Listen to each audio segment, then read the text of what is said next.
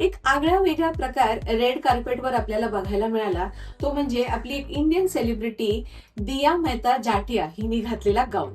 शोला पीठ हे कौशल्य वेस्ट बेंगॉलचं आहे. झाडाच्या बुंदापासून केलेला हा 3 डायमेन्शनल फॉर्म आहे. हा फॉर्म जनरली दुर्गा पूजाच्या पंडालामध्ये वापरला जातो किंवा याचे 3 डायमेन्शनल फ्रेम्स बनवले जातात. पण हा फॉर्म चक्क एक गाऊन वरती आपण घेतलेला पाहिला. कांजीवरम गोल्डन कापडावरती शोला पीठचं 3 डायमेन्शनल केलेलं हे कौशल्य गाऊन मध्ये उतरवण्यात आलेलं होतं आणि हा गाऊन रेड कार्पेट वरती मेट गाला इव्हेंट मध्ये या सेलिब्रिटीने घातला. सेलिब्रिटी सुधा रेड्डी हिने विक्टोरियन लुक प्रेझेंट केला.